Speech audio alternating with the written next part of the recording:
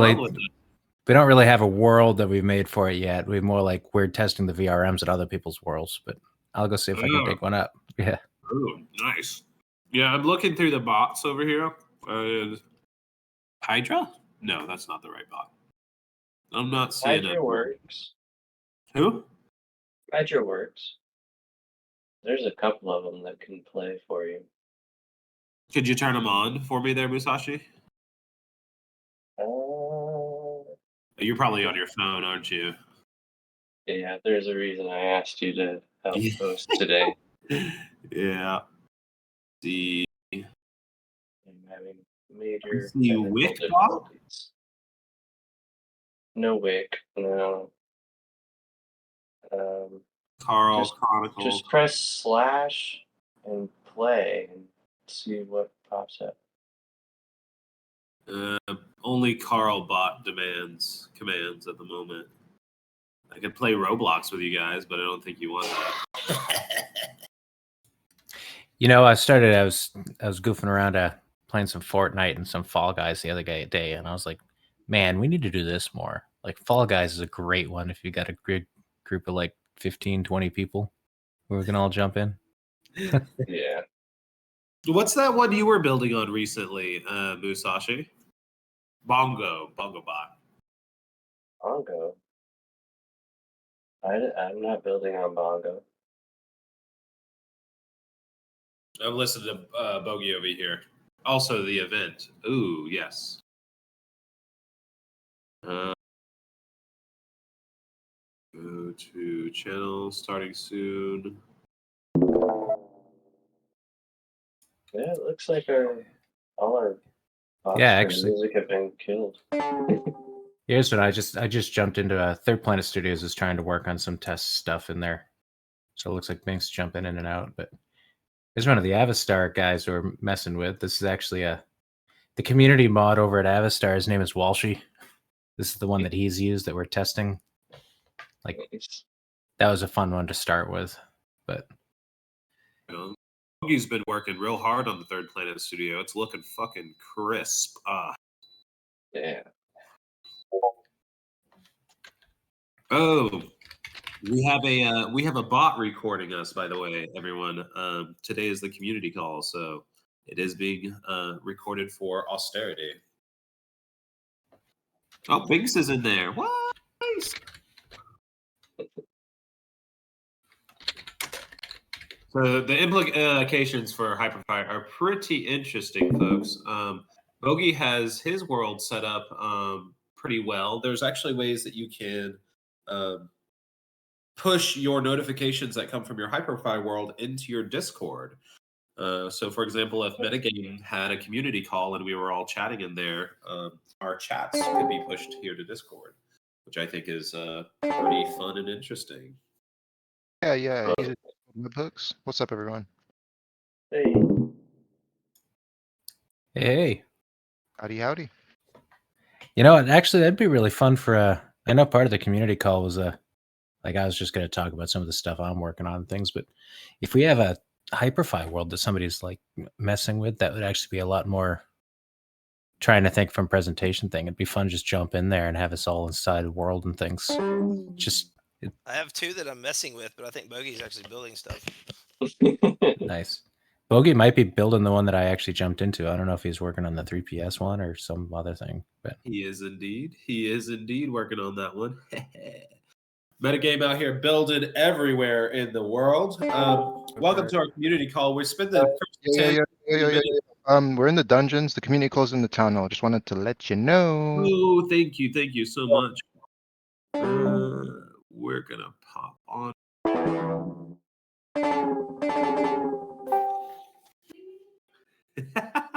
There we go. Now, good call. Now sir. the community call started. There we go. Wonderful. Yeah, I just started because I closed that and I was like, it says quest chains, and I started the event and it moved me to town hall. I was like, oh snap, we're in the wrong channel. But yeah, sorry guys, sorry for that interruption. Welcome to the community town hall, everybody, for the severalth time. We are recording today. We're having a blast. We're building Hyperfy.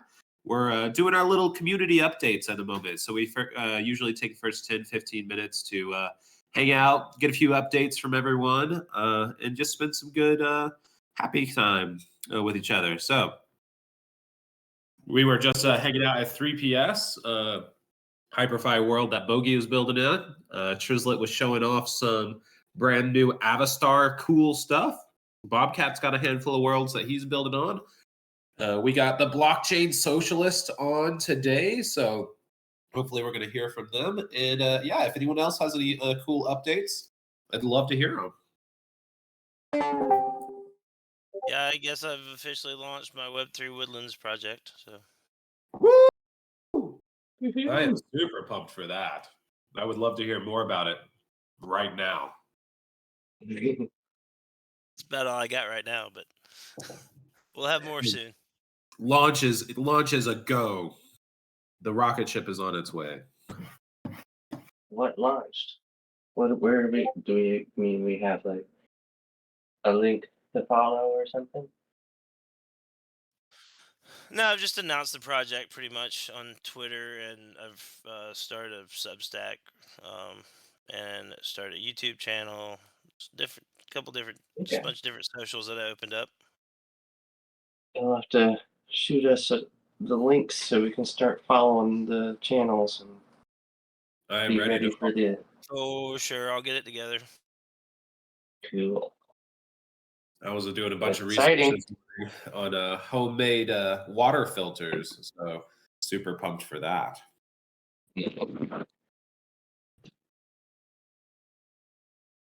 I see the alchemist in here. It's been a minute since I've seen you around. Hello, hello. He didn't run away, did he? Hey, what's up? Hey, Fred.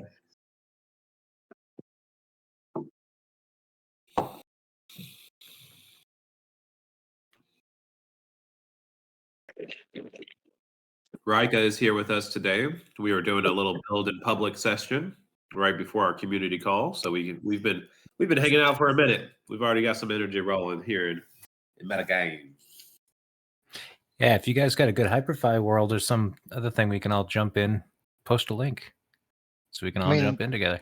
My favorite Hyperfly was Blockbuster. I'd recommend checking that one out to get a good understanding and feeling for what you can achieve with Hyperfly. Nice. Drop a link. Is it? Oh, slash here? Blockbuster, man. Yeah, that's it. Yeah. Sweet. Piran, I should have told you this earlier. It's actually pronounced Rika. Rika. My apologies. Rika. It's okay.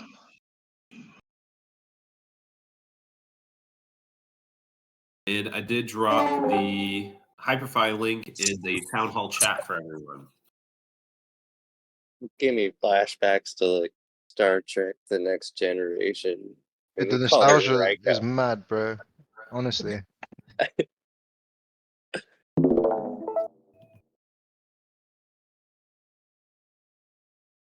I like that they have like ambience going. If you visit the world, there's like I can hear it. Then it was cool. Like you walk in, there's a couple It's the bean bags, Yeah. and there's like a screen. You can just sit down and just watch a movie, man. Like it's wild. Man, this is definitely pretty sweet. This is like nostalgia trip right here. Holy cow.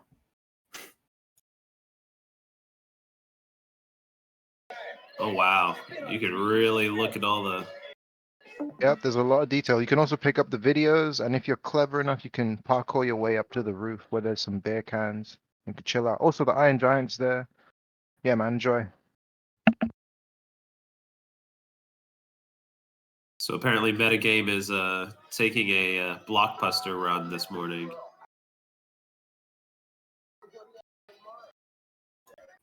The time machine DeLorean in the parking lot is pretty sweet too. Yeah, I just wanted to let you know vehicles are imminent. Soon you'll be able to drive cars in Hyperfire. Ooh, That DeLorean might be drivable one day. that's the alpha.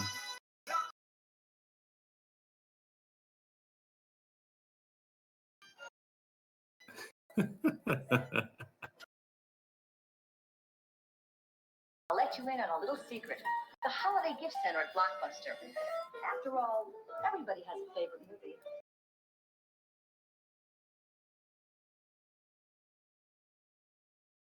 And movies to give. Plus, they have all kinds of video games for the kids. So take care of everybody on your list. Make it a Blockbuster holiday. I didn't know what to get anyone for the holidays. My Aunt Esther is always a mystery. Uncle Charlie, shopping for him is an adventure. My nephew Timmy was easy. All he wanted was this from Blockbuster Video. Then it hit me. And the sound's pretty rough on that share though. But this is a sweet build. I figured out how to get on the roof too, but it's pretty sweet. Nice.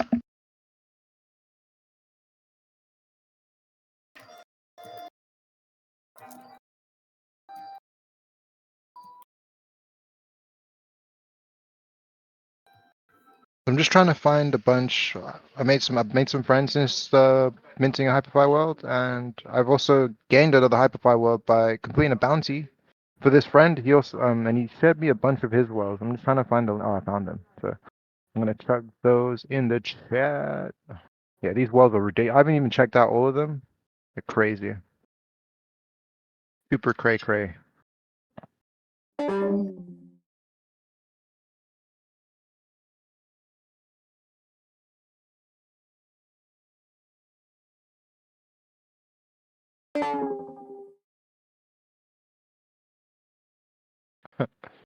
Currently under construction. Haha, wonderful. Oh, and the rabbit hole starts. I am ready. Let's go. Let's go. All right then. Well, it is 12:15. Ooh, wrong button. It's 12:15. Who is our first guest today? I do believe it is. We have Trislit from Token Smart, Ooh, right on. Welcome, Trislit. I'm glad to among see other you. things. We're in Yeah, the presence thanks. of greatness. Yeah. I don't know about that, but it's funny. I have been here a long time, and I guess that's half of it, right? It's funny how that. Still showing up. That means a lot. Hey man, real recognize real. Yeah, no, that's cool. I'm like, yeah, thanks for having me on here. I recognize a lot of you, and I talked to a lot of you, and it's been interesting lately how some of the conversations I've had with folks, we're seeing a lot of people like leave the space sometimes, and people talk about leave, but I'm like, everybody who's like been here for a long time doing cool stuff, like none of them seem to have that same vibe. So I'm excited that some of the stuff you guys are building and seeing the stuff in the metagame things, like this is much more in line with the stuff I like. It's like money go up or down. That's kind of the least most important thing in a lot of ways. Like the fact we're just pushing the boundaries and there's a lot of cool stuff happening is I'm getting more excited instead of less. So thanks for having me here. Yeah, I guess. We're excited to be doing stuff together as well. Oh yeah, Can you tell us a little bit about yourself first, and then yeah, kind of get into your thing? yeah. Let's. I mean, for my personal story, I mean, I come from. So I've been in IT for a long time. I spent a couple decades in traditional corporate IT before even hearing about crypto stuff. So, I ran the gamut from like direct help desk support to SecOps stuff up to like C-level business strategy type things for like other clients and stuff. So I've seen quite a lot of it. And I like to think I'm pretty good at it. I've had a long enough career in it that I need to be. But I mean, as my crypto journey, sort of like it started early in like 2014, 2015. I'm trying to remember the exact time, but I started with Bitcoin, and it was because I was working at an MSP, and I was hired to consult with some companies, and one company got hacked by a ransomware Trojan, and there was some terrorists demanding that they got paid in Bitcoin. So they didn't have any backups. which was always fun, you know. So they called in to see what I could do, and I was like, well, I guess you're gonna need to get the Bitcoin, aren't you? So that was what started me down. I had to research what the hell Bitcoin was, and once I figured out, you know, figure out how to buy it and custody it, and then manage the transaction. So that was sort of like a trial by fire sort of introduction for Bitcoin to me, which was it was cool. It was interesting, you know, but at the time it was like I thought it was interesting, but it wasn't like game changing thing. It didn't feel that way to me because I was more of a tech guy. So yeah, I did it. I got some Bitcoin and I did all this stuff. So that was great. But then I sort of just sat on it, didn't really do anything until probably more like 2016. And that's when I started reading more about Ethereum and I got into more the smart contract programming stuff and like what else it could do. And that brought me back in. So I set up a miner, mined a couple of Ethereum on my graphics card then, and put some money into the DAO and all that, and lost my money when the DAO got hacked, and then got into debates around the ETC Ethereum, you know, which is the real thing. Like, so that was what I was doing in like 2016, which was fun. But then come 2017, the end of that's when you started seeing CryptoKitties and like Punks had launched. And I got really into Decentraland early on during their ICO because they were promising this virtual world. And I've always been more of a gamer. So that's what got me interested. That's what pulled me in and got me in. Like, I wanted to see more like what they're doing. So I became a big part of the community early on, and I helped design some of the district formation rules, and I made some proposals for district formations and bought some land in the initial auction, all that. And then that was like into 2018. I started like losing interest because there wasn't any traction. But then that's when CryptoVoxels started coming up. So I got hardcore into CryptoVoxels early on. I think I was actually the first buyer. I bought the first land parcel in CryptoVoxels right when he launched. And I remember talking to Ben at the time, like, this is cool. Like, what do you need? And so he brought me on as an admin, and I helped some biz strategy stuff early on and helped build his community. And at that point, OpenSea was doing the same thing. They needed help. So I set up their Reddit channel, and I was their first moderator. And I really got into the community side of things. I started just, okay, what do you need help with? Like, what are you having trouble with and things like that. So OpenSea, I got a little more I got to know the database team a little bit, and I helped test a lot of their early stuff. So that was like okay, this is something new. This is an actual job. This is actual work that needs to be done. This is something that I can help with. So 2018 is when I started, you know, I still have my 9 to 5, but now I was focusing less on that, more on this crazy stuff coming up. So 2019 came around. That's when I met up with Jimmy.eth and Nate Alex and Rizzle, and we hung out at a couple conferences at the time.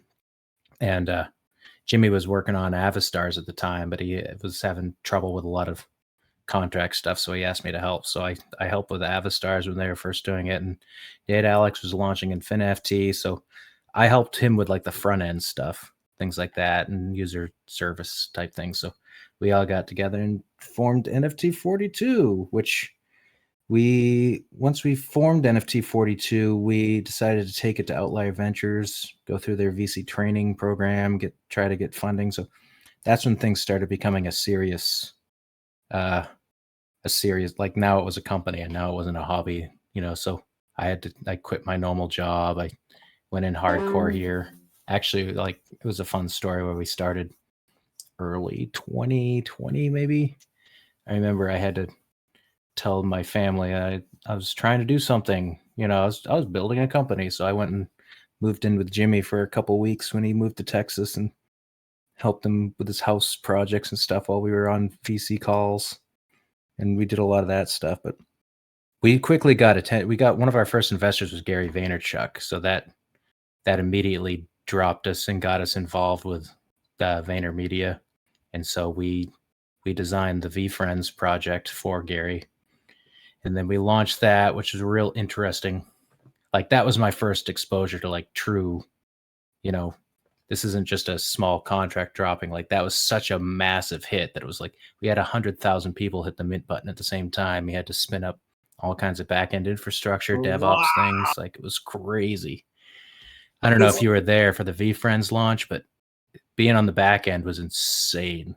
I had never seen anything like that. In fact, because I had to spin up some cache, front end caches to even handle the influx and make sure things stayed up. We had to introduce like delays on minting so that, you know, the user experience wasn't like, oh, now you got to wait 10 minutes. Like, no, we had like loading screens to make it so you'd have something fun to fill that 10 minutes up with. So you could see it was working, but not like that was a great introduction for a lot of people. But I think that first night, like our Azure bill was something like $40,000 to manage all the infrastructure it took to keep that site alive. Well, it had such a crazy one. Like that was cool. That was really fun. Like, so I've been involved like more in the dev side with a lot of those sorts of projects for a long time. Actually, another point early on, the four of us, we launched a community called Token Smart, and the intent of that was started as like an alpha channel thing, but then we got a lot more whales. We got a lot more big creators. We got a lot of cool projects that wanted to talk to people about things. So it was still an alpha project, an alpha server, but it migrated from that to more like an onboarding server where we started trying to call out bad actors in the space. You know, anybody who's followed Jimmy for a while knows how good he is when he gets on a social media rant about people trying to rip people off or doing shady practices. So we started with that concept and we built it into more like an education platform. And so that was fun early on. We had there wasn't a lot of people doing that sort of thing. A lot of people were just trying to make money quick. And we were more like, we need to bring new people and we need to give them proper education. We need to make sure that if they do get scammed, everybody else knows what happened so they can avoid it. So we started all that then, but it didn't gain as much traction until, you know, Bored Apes went crazy in 2021. And then that started getting mainstream attraction. And then you started seeing crazy stuff. So before that, there wasn't as many a lot of new people who's come in, they didn't know where to go. So they would sort of flounder a little bit. So we were trying to help. But after that, there was very targeted, okay, we've got new people. You guys need to train them. So we started trying to take some of the load, but everything got pretty crazy, obviously. For everybody who was here, I'm sure you all lived through it too. And the ups and downs, the good and the bad. But 2021 was insane. Towards the end of 2021, I left NFT 42 to try some other stuff. I joined Grow Your Base as a chief NFT officer to help with some strategy. That we got some projects with some NBA players and some other ones, you know, and I was trying to like help onboard some stuff, but traction started falling pretty quick in 2022, you know, so about halfway through the year I left. But at that point, NFT 42 was planning on getting rid of Token Smart because at this point they couldn't figure out what to do with this community, and all the funding had gone to it wasn't FinFT, but it's been renamed to Nameless. So they were just planning on, you know, they weren't sure what to do with it, and the investors were telling them they didn't want it on the books anymore. So I offered to come in and buy it. So I ended up buying Token Smart, I think last August or September. And so since buying that, that's been my primary focus, is maintaining the community and building it, getting more shows, getting, you know, clearing out some of the onboarding process and basically getting more things in there. I'm trying to make sure the content is targeted and it's stuff people want to see. And so if anybody's been following the stuff I do in there, I started branching out different shows. We recently started doing like a toke along on Thursday, you know, so we get some like weed education, some gamer things. We've got Spherical Art on Monday who does art showcase type things. We've got Third Planet Studio has a lot of musician stuff. They started working on, you know, getting music acts. We've got Kane Mayfield likes to do a thing on Fridays where he's more like a comedy developer type introduction show. We've got Easy on Monday nights. He usually introduces different developers in the space, artists, and tries to interview them. So we've got a pretty eclectic showcase right now, and I'm trying to double down on that to make sure I've got basically anything that I find interesting or I think other people might. I'm trying to give those projects a showcase and a platform to get recognized for it and get in front of more eyes. I think our little tight Web3 ecosystem is pretty close to being able to have like a 24/7 cycle of activity that you could just always pop in and be like, hey, what's going on in the metasphere? There could be token smart stuff, metagame stuff. I mean, it's pretty wild. Definitely see some metaverse makers or, yeah, the Web3 crew or the Metaverse Makers 3 crew. I mean, it's a great point where it's like we're starting to see, especially now we're starting to see more mature organizations, like, the type of projects you guys are doing and the type of shows that I'm trying to do. And some of these, like, these aren't just fly by night, like random things. These are, once you start getting there, you start seeing it's much more targeted. We're working on making sure, the production values are nicer. Like, I still love Discord. I know now I'm starting to see negatives and people are calling out Discord saying they hate it, but I've tried a lot of these social development platforms. I've tried corporate Slack ones. I've tried other ones, and Discord still seems to be one of the best place to aggregate users, make sure audio is in sync, make sure video is in sync. All these, the things that I care about as the production guy that end users probably aren't paying attention to. Yeah, unfortunately, the deeper you go and the more you realize that things have been kind of built for Discord, the more you realize, oh, well, it is kind of the thing to be using in Web3, unfortunately. Yeah. It's funny because so some of the follow-up for like me personally, I've got other stuff going on the side. I started up my own consulting place called trislit.io. And so, I have some clients like Avastar still has me come on and I'm helping them design their next phase of their marketplace. So, I do side work with them still. I do work with Squiggle DAO. I help build some of the infrastructure for the DAO tooling over there. So I get called on as an advisor quite a bit there to talk to some of the funds, some of the VC funding, some of the VCs that gave them funding initially, to help whenever they need new tooling built and things like that. So I do a lot of side work like that, which is great because it keeps me connected to the space, make sure that, I feel like I'm trying to stay on top of the latest trends. In fact, Metaverse Makers lately has been working on some GPT integration, and the stuff they're pushing is, I don't know where things are going to go, but AI is going to be absurd. Yeah, it's right there on the edge, man. It's nuts, isn't it? It's scary. It's in real life, like I'm, middle-aged guy. I've got a family. I've got a couple kids. I've had a normal 9-to-5 career. Like seeing this stuff that I'm seeing AI come out with, I'm like, man, the masses don't even know what's about to hit them. Like the entire thought process of a job of normal work is about to be flipped on its head. Whether you like it or not, you're going to get dragged along with whatever the next phase is. And I think it's going to be pretty cool. It might be really unnerving for a lot of people who aren't prepared for it, though.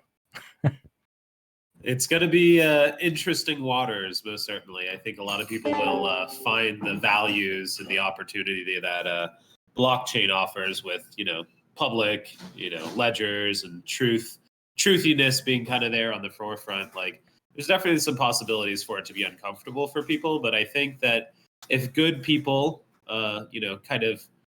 cream comes to the top, necessarily speaking, I think we could do a really good job of building community and taking care of one another once the shift kind of starts happening. I agree with that. That's actually, I've seen a few debates that are really interesting lately that are saying it's actually a really good thing that the crypto blockchain like revolution thing came 10, 15 years before we're seeing these AI things like really get steam, because they need some sort of decentralized way to like transfer value. And if blockchain wasn't there, we'd be in a lot more scary situation as a species. But blockchain might actually be the solution to help. Like, you don't have to trust the AI. The AI is doing everything along with us in blockchain, like ownership, trust stuff. Like, if it's used effectively together, like the two technologies are going to sync so well, and they're going to provide actually a lot of the safety valves that everybody's so afraid of. AI making terminators and setting up Skynet and blowing us all up, right?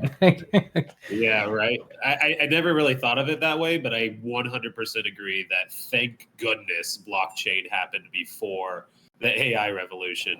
Now, with these particular things in mind, I think it's a little bit early to call them out, but I think right now is a perfect time to say hello to our next guest, the blockchain socialists. So I think they would probably have some very interesting comments on, where it is or how it is that we're going to decentralize the benefits of McDonald's now being run by computers and factory worker robots instead of human beings. How are we going to fund human beings doing real things in the world, as opposed to just having some kind of isolated robotic technocracy control everything? Are you there, blockchain socialist? Hey, yeah, do you hear me? I do indeed. Would you like to have a little conversation for a few minutes alongside Trislit about AI and stuff for just a moment? Because I think I would be cool to hear you both kind of talk. Yeah, somebody like I want to hear more about blockchain socialist. Yeah, maybe you want to introduce yourself because yeah, it sounds like it's right up my alley too. Yeah, sure. So my real name is Josh, so you can call me Josh. But yeah, to be honest, the reason why I came onto the call today was because I was speaking to Keith, and we were talking about another project that I'm working on called Bread Chain. So I would love to present that at maybe after this little conversation. But yeah, I mean, I think what we're seeing right now is, of course, like the progression of technology towards basically what can be in some ways considered like making a lot of people's work obsolete, or just like increasing the amount of productivity in like manner that potentially we haven't seen in a very long time. And so that can cause, I mean, without sort of like the necessary preconditions or the necessary institutions in place to sort of make sure that people are taken care of whenever the potential inevitable happens and people start losing jobs due to AIs or whatever machinery is able to do their jobs much faster, much easier. Without those institutions, I think we can see a lot of turmoil. And we've seen it, of course, before with the Industrial Revolution and such. And so I think this is actually like very related to, I mean, basically the historical conditions that we saw with the Industrial Revolution, and like the things that people like Karl Marx were seeing at the time, and what they were writing about and what they were seeing. The left, or what kind of like is known as the left today, was kind of like this reaction to the introduction of intense machinery, the sort of like pushing of people off of the land that maybe they were cultivating and where they were sort of doing subsistence farming or things like that, and into the cities and into the factories. And so it's, of course, it's not like a one-to-one comparison with like the introduction of AIs and things like that, but I think it's not difficult to say that if we don't have the appropriate institutions in preparation for such like a drastic change, then it could end up being pretty bad. Of course, I sympathize with like the idea that AIs are really cool, and being more productive is a potentially very good thing for a lot of people. But I think it's only in a way in which, it can only be good in a way where everybody is able to harvest the fruits of those that progress. And so I think I go ahead. I was just thinking about like you've got a really good point about. I like trying to study history and stuff because it does feel like we keep getting like echoes of stuff we've seen in previous generations and stuff. And the Industrial Revolution is a great time period to talk about like what happened then. Like I feel like we're seeing a lot of the exact same reactions, a lot saying the same things now. Like that was when, I mean, before that, 90, 100-hour work weeks were not that out of the question. Your kids would go to work too. Like it was like that industrial revolution is what made people realize that, oh wow, maybe you don't need as much human labor to make this happen. And that's how you started having proof that a 40-hour work week might be achievable, right? Like, Well, I mean, I would say that the 40-hour work week, like I think the history of it is really interesting because before that, you're right, like work, like child labor was like rampant, like people would work 90 hours a week in their factories, and they would of course get very sick, or they'd get injured at work, and they wouldn't have any like system of insurance to make sure that they would still be able to pay for like rent and to get food on the table for their children or for themselves or whatever else. But the 40-hour work week was a demand that was made by labor unions at a certain point. So it was it was actually a very violent affair. The sort of workers deciding that they deserved more, they deserved better, rather than sort of working for those who owned the factories. They came together and went on strike to force their bosses to give them 40-hour work weeks, and sort of this was it became a national affair in many countries, and it was a fight to become legally required, like 40-hour week, and the right to a weekend was something that was like didn't exist before. A lot of these things that we take for granted now were civil rights that were fought for by those who came before us. yeah, that's a cool. Um, I mean, the latest push I've started seeing is now, like the latest argument I keep seeing come across Twitter and other things outside of cryptos. People are talking about like a 32-hour work week. Like maybe we all take Fridays off or something.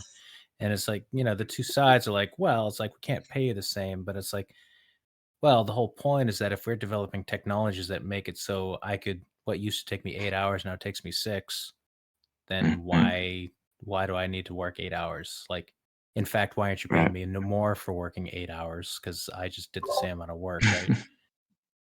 Right. The ironic and sad thing is that like we have already kind of 10, 12, 100x our working power, but we collectively have not seen the profits of that increase in technology.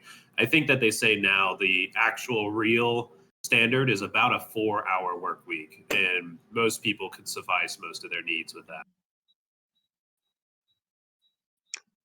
Yeah, it's a peculiar thing to live in a world where production, like efficiency, keeps going up, but the amount of time we're expected to work still stays the same. And I think that that trend happening is just like it's a structural issue. It's sort of the recognition that the productivity that's being created, or increase in productivity that's being created, is not going to workers. It's simply being created it's sort of manifesting itself in profits that goes to those who own the means of innovation, I guess you could say. Which is a good conversation. Yeah, well, everybody, whenever you try to argue or talk about this, you're immediately hit with the sledgehammer of, well, you're just lazy and you don't want to work. And you're like, that's not even remotely close to the conversation we're having right now. Like, I literally need to do like 1/10 as much work as I used to have to do do the same amount of output. Like, that's the actual argument, right? It's like, we're not lazy. They're working smarter, not harder, just like all the inspirational posters told us to, right? But we're not getting the rewards like we expect to. That's hopefully the beauty of the blockchain and the ledger, is that now we could programmatically build these new imaginations and extract the value directly to those who create that value, as opposed to those who only extract that value. I would just like to put in real quick that you are free to add questions in the Townhall chat. So if you look at where everyone's names are and you look at the Townhall, there should be a little open chat box that pops up. And you'll see a little bit of commentary in here from Musashi, from me. Bogey's typing in here right now. Feel free to ask any questions for either of our guests today, Blockchain Socialist or Trislit. And would love to get right back into it. So what do you think? Obviously, here we're all here in the crypto space together, and imagining that these infrastructures can change the game or change the world that we live in together. What is your imagination for maybe 5 or 10 years down the road? Like owned AI DAOs that make money out in the NFT ecosystem or something like that for you. What do you have some very strange imagination for what we might find in the future?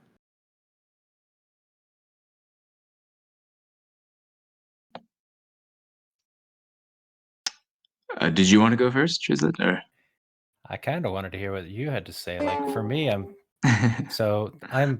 like an uber nerd type guy. Like my first thought is like, if there was a way to not have money in the system, like I always think of Star Trek, The Next Generation, like the back end, like lore and story of how it worked. Like you could see once they got to a post scarcity level, they didn't actually need monetary, like they didn't need money passed and forth because everybody could basically have whatever they want. Where it feels sometimes like we're almost at the point where we could have automated systems that do 99% of what we need to have done for us to survive. Like, do we even need money at that point, right?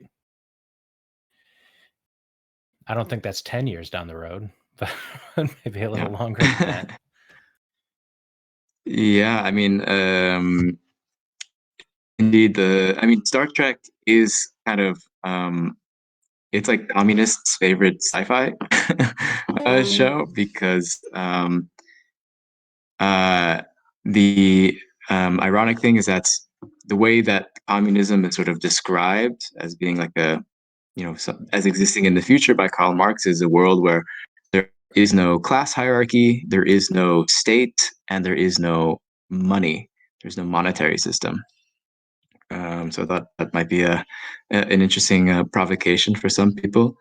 But indeed, I think when it comes to blockchain stuff, I am also interested in thinking about ways that we can kind of hard code or sort of create, let's say, um, political systems through code, and expectations of governance through code. An interesting idea, just especially in a world where if you look at the way that legal systems are designed today, they're generally designed in the interests of capitalists, like in the interests of people who already own a lot of money and a lot of wealth, a lot of private property, who own the means of production and the means of innovation.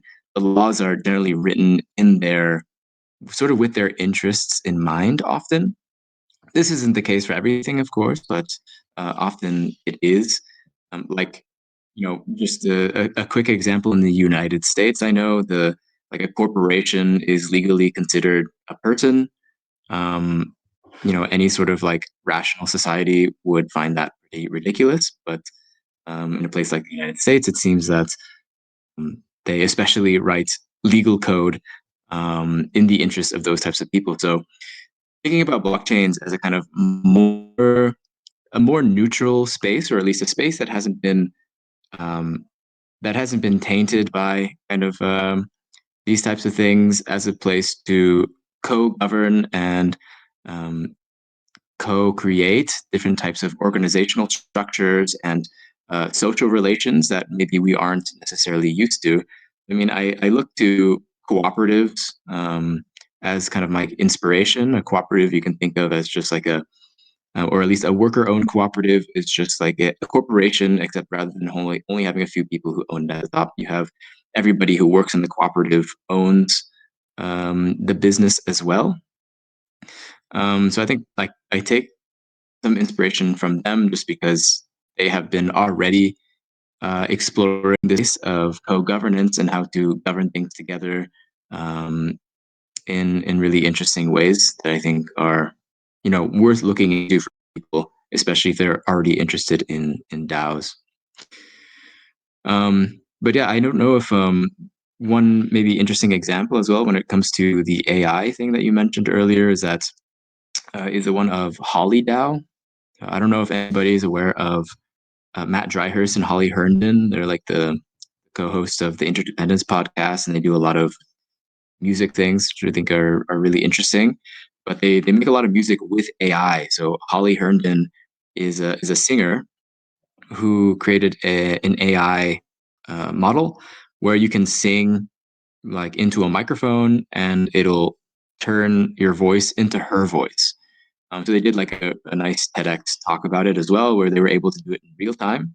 So they would just like they had a random singer sing into the microphone, and in real time, the output in the speakers were Holly's voice. But so this AI model is open source, so anybody can take it and use it and create the song in her voice.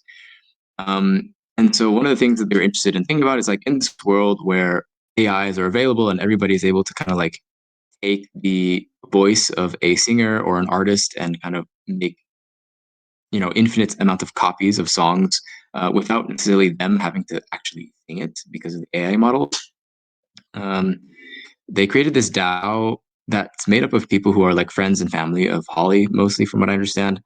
But any artist is allowed to make a song, submit it to the DAO that uses kind of like the AI model. It's called Holly Plus. They submit it, and then people in the DAO get to vote on whether it would be considered an official like NFT of the song or of the of the voice. And so I think that was really interesting way of thinking about that. So people who want to collect kind of or like make revenue off of like Holly's likeness, off of her voice, they would have to go through the DAO first, and the DAO would be made up of people who have all these interests in mind, even like after she dies, for example, because the DAO would continue to exist. But yeah, I figured I would share that example as something that I think is interesting to look into. Yeah, I think that the whole idea of creating potential organizations that outlive your human existence is potentially the only way we're going to save ourselves from the repeat of history and destruction, for sure. Yeah, you know what? You brought up a really good point about so there's whether or not I believe it's going to happen or not is a different story, but I would like to think that, blockchain like economies, things built on, decentralized tech, that is the whole point is to be separate outside the scope of control of some more powerful entity. The intent is to make it so it doesn't get like right now we're seeing the US dollar get politicized, and there's like other countries can do different things and it causes markets to shift in shape and the power is derived from that. Like having a neutral third party like the blockchain be your system of, transaction takes that politicization side of things like out of it. Like it can't be because nobody can control it at a certain point. Like that's what I would like things to come out for because it feels like it'd be better and everybody then you'd be judged on something other than just the sheer amount of power you have in a certain capital market. Like that's the hope, but Yeah. I guess my vision would slightly differ from that as far as like my ideal monetary system would be less about like not being able to change it, but that it functions in a democratic manner. It's like I mean I also agree that the way that the monetary system works, at least in the US and basically most every other country, is not ideal. It is like a political tool. Like I think no matter what, we can't get away from the politics of it. The way you design your monetary system, like sort of can benefit, creditors or debtors, depending on how you design it. But I think the worst kind of aspect of the monetary system right now is that there is no democratic input. Like we cannot say or desire and express that we want to have like a more or less money supply or that the needs of people are met with the monetary supply because the objectives of like the Federal Reserve or the European Central Bank or whatever else are in the interest of other people. Um, to me, that's like the biggest thing. So I would love to see a monetary system that was more democratically accountable, but also uh, gives voice to people who are living within that monetary system. Yeah, I could see that being a positive. It's funny 'cause I think we're seeing it in like the world, the current political landscape, everything else. Like people feel powerless, and a lot of that is by design. Some of it might be mental. Like I don't know. But it does feel like how I feel is irrelevant to what I see actually happening. That's why I feel like a lot of people are angry, getting worked up. Now, I don't necessarily think the Yeah. correct response to that is just burn it all to the ground and start over from scratch. I don't think that's necessarily the right path, but Yeah, I get that. Yeah, I mean, I think there's of course like 5 to 10 years. My prediction on what I think will happen is different than what I would like to happen for sure. that's a good call. Depends on how optimistic or pessimistic you are. Yeah, yeah.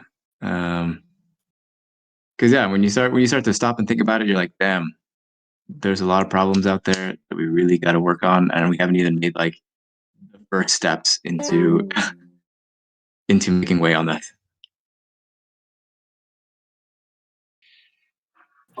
I hate to sound like a broken record, but feels like we're too early. We're still early in this crazy thing. We're approaching the last 5 minutes of our community call. I would love to host any questions that anyone has for our two guests. I see we have some new wonderful guests. I see Magic in here. I see Mariano from ChainJet. Magic is from Infinity Keys. Thank you for stopping by. And blockchain socialist, you mentioned that you might say something about bread chain. I'm excited to, sell us bread. Yes, do it, sir. Yeah, I mean, I had prepared a larger presentation, but so we only have 5 minutes. I guess I won't really have the time for that. But Our community calls always go late. Do as much as you want, brother. I mean, I can. Should I could share my screen because it might make it a bit easier for people to just kind of talking. All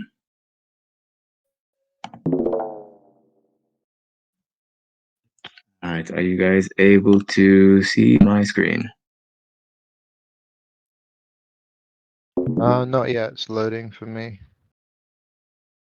Let me try and reconnect. Still Oh, yeah, there we go. got it? Yep. Cool. Yeah. So I started BreadChain a while back after starting my blog and podcast by the same name. So I was really interested in exploring this kind of intersection of blockchain, crypto stuff, and left-wing politics.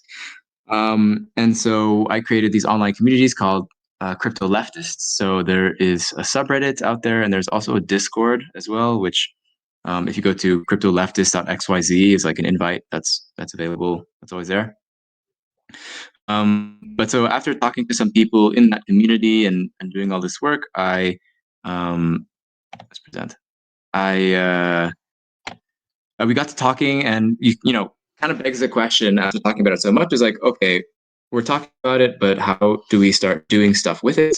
And so that came that brought about BreadChain Cooperative, which is a project that we started. And essentially, BreadChain is a solidarity network of post-capitalist projects that are involved in crypto.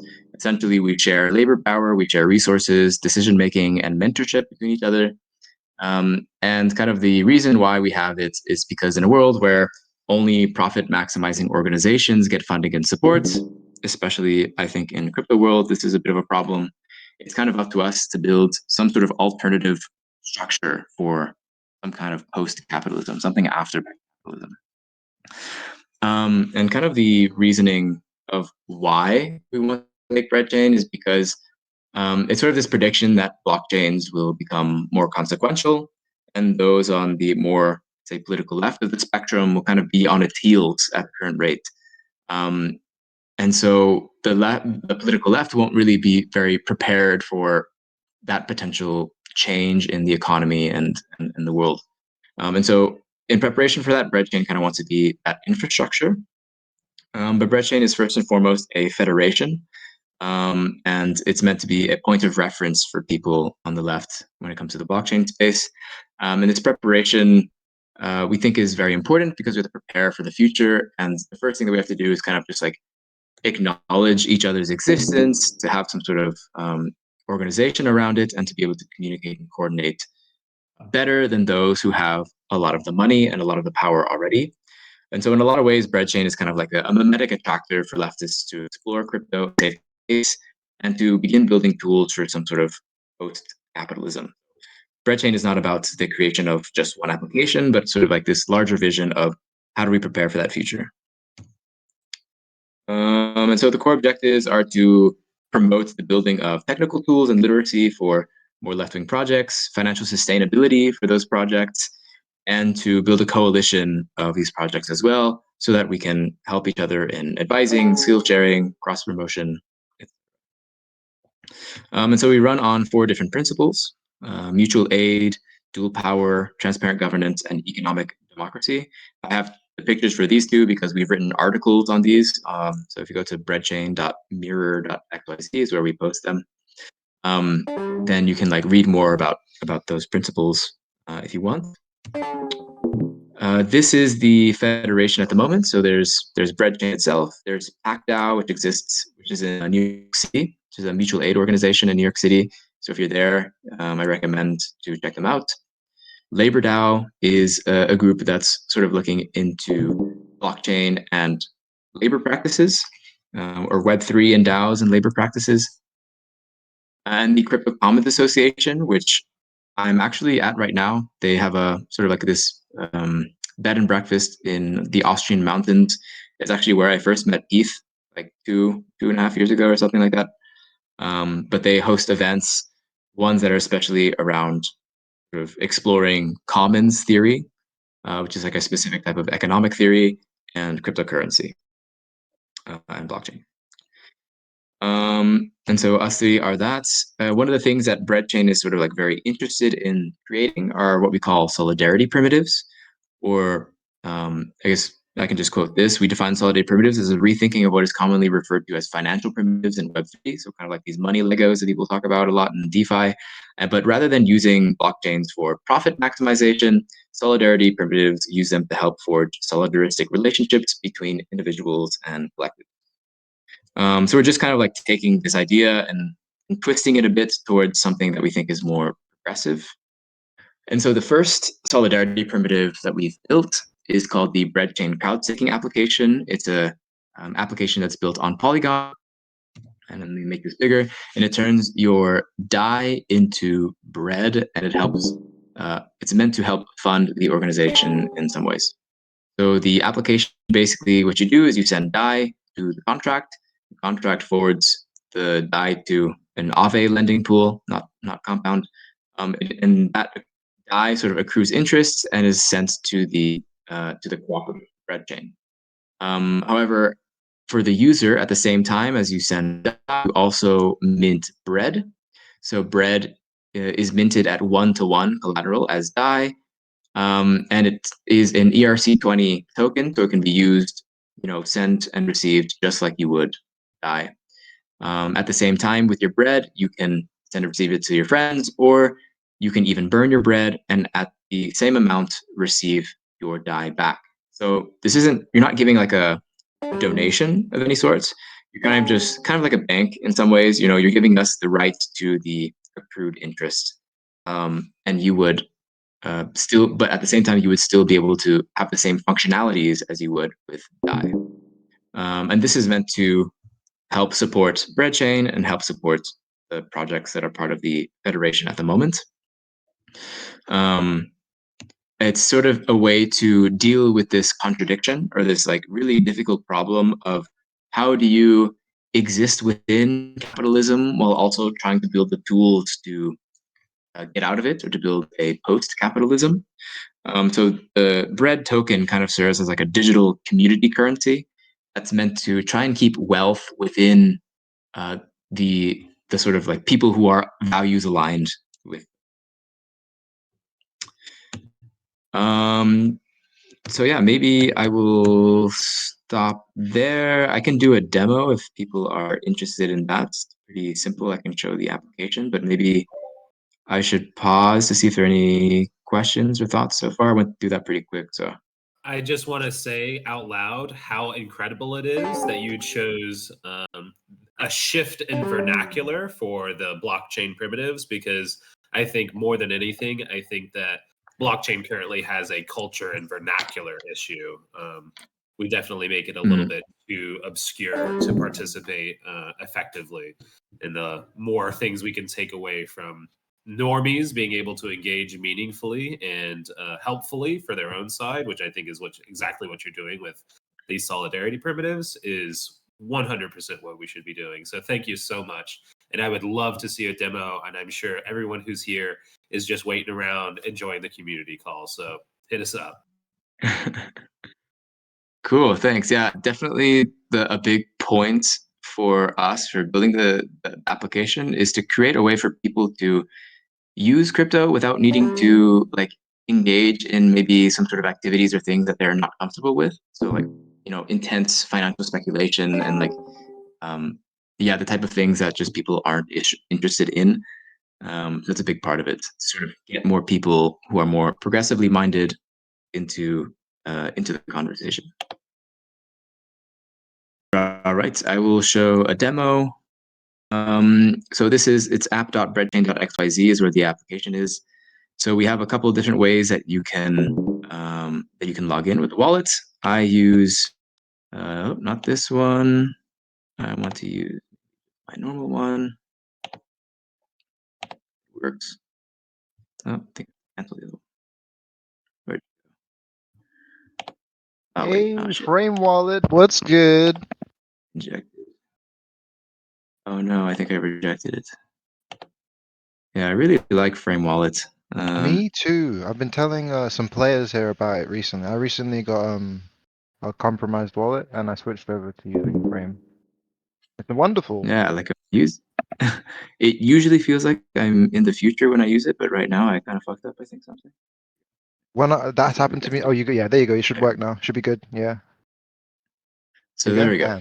So I've so and just and like maybe also interesting to note, you notice that we have you can log in with a Notice Safe. So there's a way to do that as well.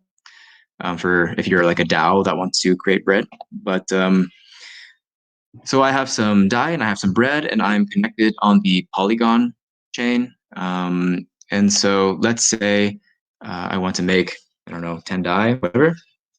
No matter what amount I put into this sort of box, it's going to be the same amount that gets produced because bread is always created 1-to-1 in collateral.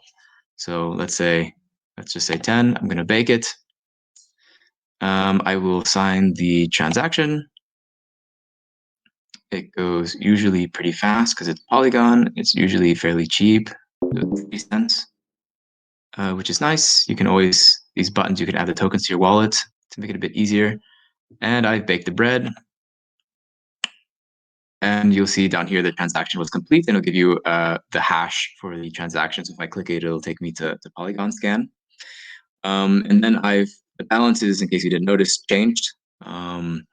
But if you want to go in the other direction, so if you want to burn bread, you can go the other direction, and we will receive Dai. And so again, whatever number we put in here will be the same number that will be produced. So I can receive back that same 10 bread that I baked. So, I mean, in case you want to check, I have 1048 bread here. It should be 1038. Once I'm done, I will sign it. It'll be pretty quick. And then the transaction is complete. And again, it was 3 cents. And the balance changed to 1038. So I know that 10 bread has been burned and I received 10 Dai. And then, of course, the fun stuff, you can click on the things, so you can do like the maximum amount, and et cetera, et cetera. Whenever you change it, the button also changes to burn bread rather than bake bread. So this is an app that we created with like pretty, I would say, fairly minimal amount of resources, which was pretty cool. Yeah, it's meant to be kind of like as simple as possible, like reduce the complexity for users to be able to take part in it, and for still people who maybe use DeFi to be able to, recognize this kind of looks like a Uniswap thing, so people are used to that. And so that's basically it. We have here just like an about FAQ, and then this takes you to the Mirror blog. Down there we have down there we have links to socials, to our GitHub, a guild that you can join as well. A legal disclaimer in case you want to read that. And then here we have this add liquidity button. So we have a sort of managed liquidity pool on Arrakis. Essentially, it's like a Uniswap v3 liquidity pool that is managed to only be in like within a very, very tight price bound. So people are okay. able to provide liquidity so that people can change out of like any sort of crypto asset on Polygon, but so they can still have their bread in existence. So they don't need to burn it. They could essentially trade it for something else on the market if they wanted to, or they can, in case they don't have DAI, they can sell that and trade it for bread directly on Uniswap. So yeah, so it's just one way to. There was a little spicy mention in here. Give us a hint of what you're working on using Harbinger tax or Harbinger tax for NFT collections. I am personally very interested to hear about that. I don't know if everyone else knows what a Harbinger tax is, but I'm interested to know more. Yeah, I'm curious who said that. But That maybe was I'll stop Alchemist. streaming. Okay. Yeah. We're still in the sort of first phases of exploring that. So one of the things that, of course, we have to acknowledge with this type of system, it's meant to be an alternative, but it also has very different challenges than if we were to like go and like raise venture capital, for example. It means that people need to mint bread, and they mint a lot of bread, and it means that people will likely need to have utility for bread. And so one of the easiest things that we can really begin to explore is using bread for art, or using bread for the buying and selling of NFTs, but we're not really interested in sort of like the standard NFT type of way of doing things. But we are really interested in this conversation that I've been hearing people have on NFTs with like royalty fees and like artists not being able to, or like different platforms sort of finding ways around royalty fees for artists, and just thinking about new different kind of like ownership regimes for art. And so Harburger tax is one that's pretty interesting for us. And a Harburger tax, I don't know if maybe I should explain it a bit, but it's basically like where you pay whatever the amount is that you buy the art for, you have to spend something like an X percentage of tax every amount of time in order to continue owning the property. Whether it's art, whether it's land, that's a Harburger tax, and that tax that you pay is going to some public good, or should be, originally designed. And so while you're in a Harburger tax regime, anybody else is able to buy that piece of property from you by paying more than you originally paid, but they will have to pay the tax, the same tax, but at a higher amount because they paid more for it because they bought you out. And so we're interested in just kind of like exploring different types of combinations and mechanisms for Harburger taxes. And we're especially interested in like using that like with bread. So having people buy the art with bread, because you have artists like Simon de la Riviere. He has this art piece called "This Contract Is Always on Sale," which uses Harburger taxes. And one of the critiques of that is that Simon basically turned the Harburger tax into a private funding mechanism. He basically turned something that was meant for funding public goods, but turned it into like sort of an individual, benefit.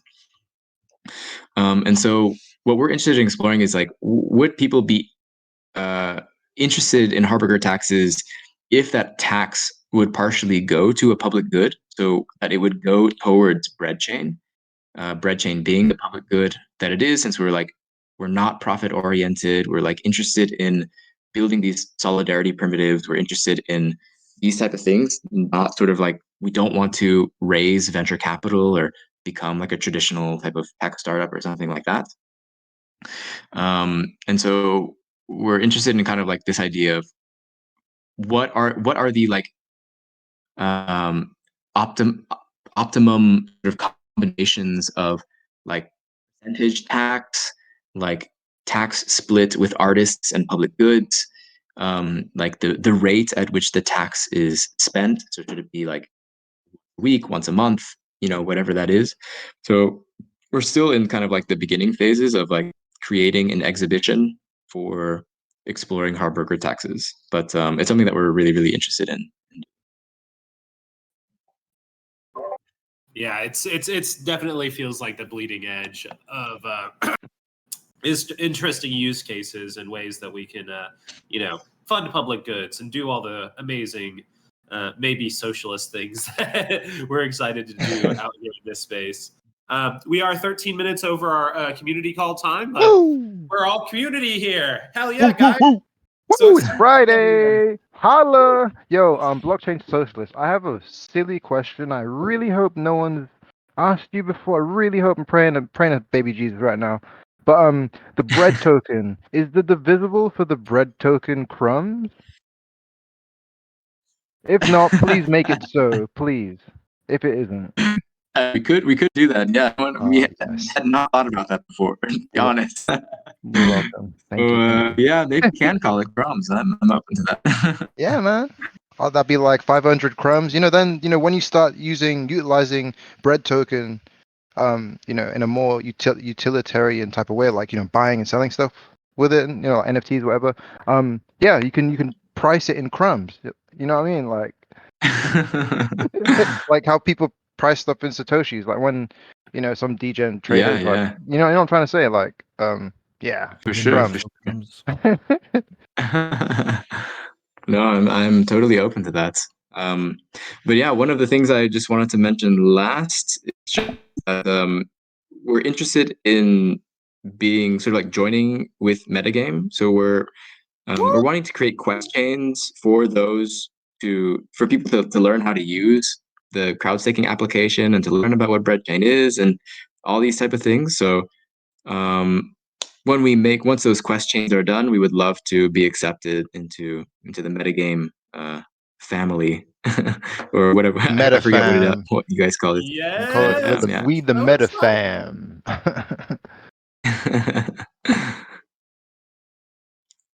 So yeah, if you guys have know what the next steps would be for that, I'm definitely interested in hearing that.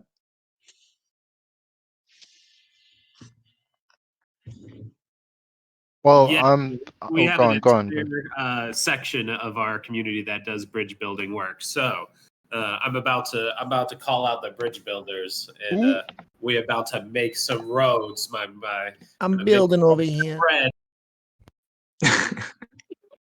Can I interject real quick? Of course. Yeah, so far as at least technically what's going on with metagame, one of our major projects is the development of a dashboard that shows various characteristics of your involvement around the metasphere, so to speak. And adding something bread related to that could well be useful. Like, what are your holdings? How much interest have you earned? Or I don't know what it would be, but something like that. Bread calculator or something. How much is your wallet worth in bread and crumbs? Or the ability to buy through there. Yeah, actually, that's really interesting that you say that, because that is that's the next feature that we're developing for the application. Is we want to create a dashboard for just transparently showing how much bread is in existence, how much bread you hold, how much interest is being generated, both at the total, the overall level, and also at the user level. So I would be very curious on how you guys are building out that dashboard and how you're getting on-chain data and things like that. But yeah, I would be totally interested in that type of thing.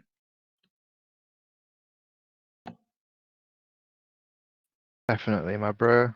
Dude, man, this has been amazing. It's been a really good Friday call to vibe, man. Some really good stuff being said. Woo! Sure. Yeah, thanks a lot for letting me share. I guess I think it was Ape Iron you mentioned. Were you the one who said you would speak to the bridge builders and then I guess let me know?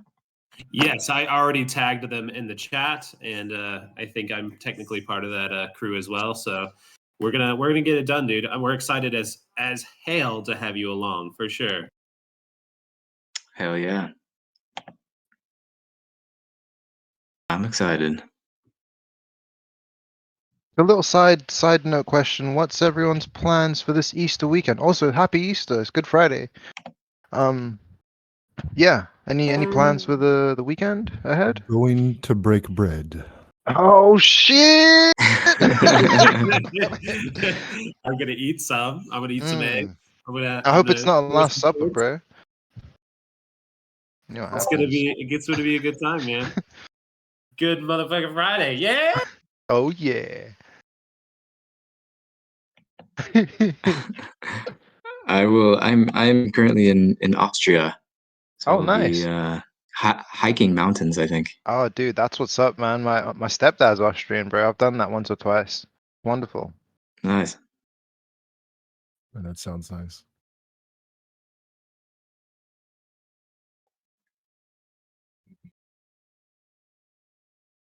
Wait, Jose, are you there, my bro? Is it time? Is it time for the? Ooh, You know what I'm yeah. saying, bro? This is getting close to that I'm moment. feeling it. I'm feeling it too, dude. Jose generally closes out our community calls and most of our calls with a little musical interlude. It is quite enjoyable. I'm gonna keep, Literally recharges my batteries. dude, 100%. I feel so much better after hearing some of his music for sure. Hey, we're ready. Oh yeah. Yeah. Woo, woo, woo, woo.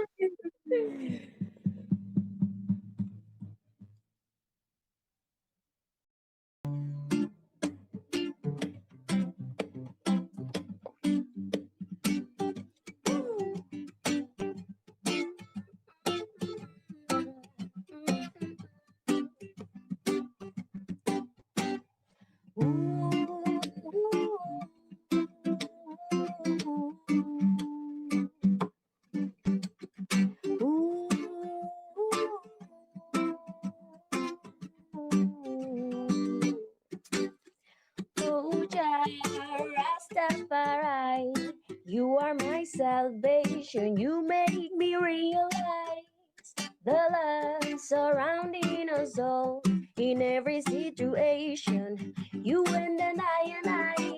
Oh, Jah Rastafari, you are my salvation. You make me realize the love surrounding us all in every situation. You and I. Oh, Jah. So deep, so deep, so deep roots, so strong. Hold on forever, forever, oh Jah, you have given me everything I need to be free in this reality. Whoa, in this reality, yeah. Oh, Jah Rastafari, you are my salvation. You made me realize the love surrounding us all in every situation. You and I. Oh, Jah Rastafari, you are my salvation. You made me realize the love surrounding us all in every situation. You and then I. Oh, Jah. So deep, so deep, so deep roots, so strong. Hold on forever,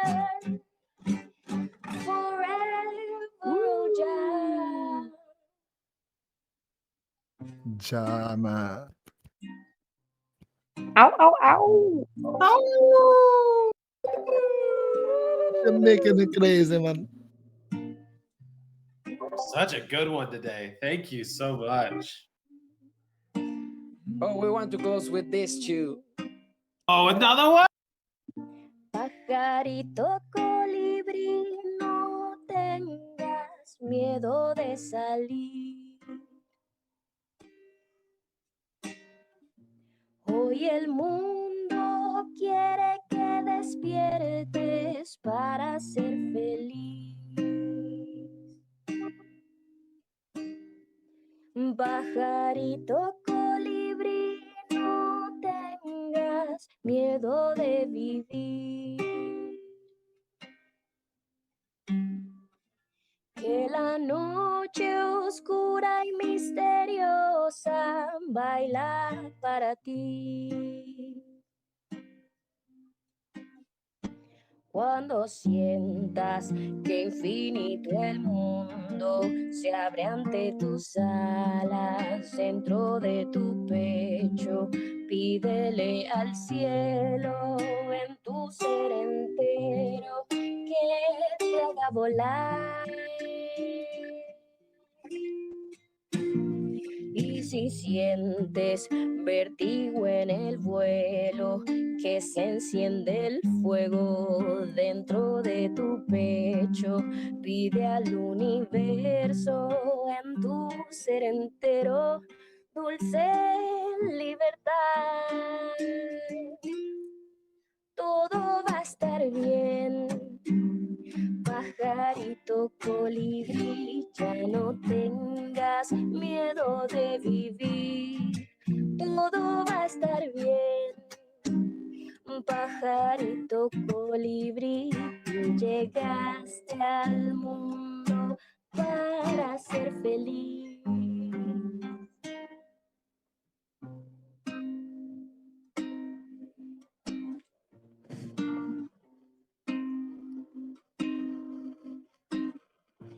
Hoy los valles, bosques y montañas quieren verte ir. Hoy senderos, mares y las nubes velarán por ti. Si de amores andas sollozando sin poder dormir, solo canta, quiebra la garganta, es hora de partir. Cuando sientas que infinito el mundo se abre ante tus alas, dentro de tu pecho, pierdas el aliento, pídele al cielo que te haga volar. Y si sientes vértigo en el vuelo, que se enciende el fuego dentro de tu pecho, pide al universo en tu ser entero dulce libertad.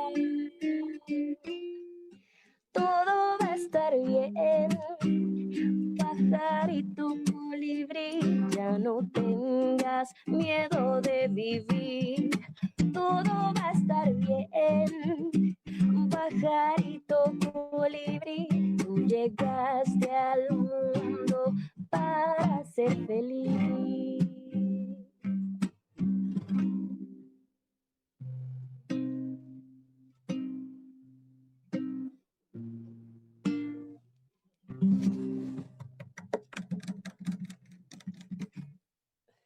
Oh yeah. Oh my goodness. Thank Oh, you. Woo! thank you. Oh, Muchas wonderful. gracias, mi amor amigos. What a delight. It's perfect to waking up. I just wake up in the middle of the call. So sorry. I really didn't want to miss this one, but really happy to be able to share a last song in the day. Me too, bro. I'm glad I'm And glad. no I love worries, doing we got these. it recorded, and yeah, all the wonderful things we got to chat about today. Thank you to both of our guests. Thank you for staying way over as well. This was a wonderful community call. Thank you so much for attending. And have a wonderful weekend. Awesome. Yeah, thanks a lot for having me. It's a great chat too. Peace, love, and whipsy.